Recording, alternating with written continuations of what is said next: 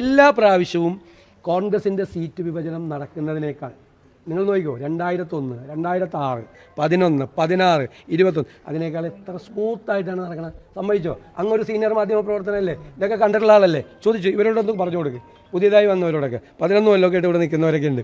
ഞാൻ പറയുന്നത് എത്ര സ്മൂത്തായിട്ടാണ്. നിങ്ങളുടെ എന്തായിരുന്നു പണ്ട് ഇവിടത്തേക്ക് ആൾക്കൂട്ടം എന്ന് പറയുന്നത്? എന്തായിരുന്നു ആൾക്കൂട്ടം? ഇങ്ങോട്ട് നിങ്ങൾക്ക് കയറാൻ പറ്റുമായിരുന്നോ? എത്ര സ്മൂത്തായിട്ട് എത്ര ഭംഗിയായിട്ടുമാണ് നടക്കുന്നത്. പിന്നെ ജനാധിപത്യ പാർട്ടിയല്ലേ, മറ്റേ പോക്കറ്റിൽ നിന്ന് പോക്കറ്റിൽ നിന്ന് ലിസ്റ്റ് എടുത്തിട്ട് ഇതാണ് സ്ഥാനാർത്ഥി എന്ന് പ്രഖ്യാപിക്കുന്ന പാർട്ടിയല്ല കോൺഗ്രസ്. അതിൻ്റെയൊക്കെയാണ് ഇപ്പോൾ അനുഭവിച്ചുകൊണ്ടിരിക്കുന്നത്.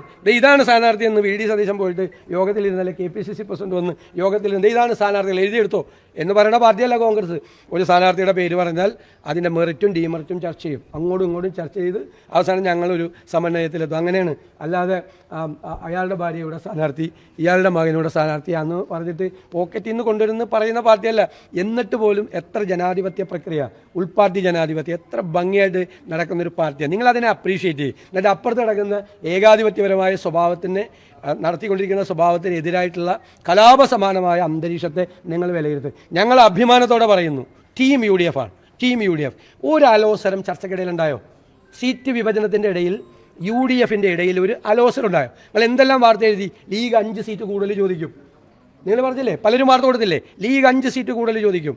UDF വന്നാൽ ലീഗിന് അപ്രമാദിത്വം, ലീഗ് 5 സീറ്റ് കൂടുതൽ. ലീഗ് 1 സീറ്റ് കൂടുതൽ ചോദിച്ചില്ല, 1 സീറ്റ് കൂടുതൽ ചോദിച്ചില്ല.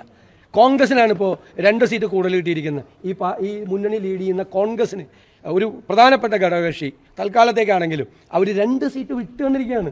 കോൺഗ്രസിന് ബലം പ്രയോഗിച്ചെടുത്തൊന്നുമല്ല, 2 സീറ്റ് അവർ വിട്ടു വന്നിരിക്കുകയാണ് കോൺഗ്രസിന്. ഒരു അലോസരം നിങ്ങൾ എവിടെയെങ്കിലും UDFിലെ ഒരു ഘടകകക്ഷി എവിടെയെങ്കിലും ഒരു അഭിപ്രായ വ്യത്യാസം പറഞ്ഞ് ഒരു സ്റ്റേറ്റ്മെൻറ്റ് വന്നോ? LDFിൽ എത്ര വന്നു? UDF ടീം UDF എന്ന് പറഞ്ഞാൽ ടീം UDF ആണ്.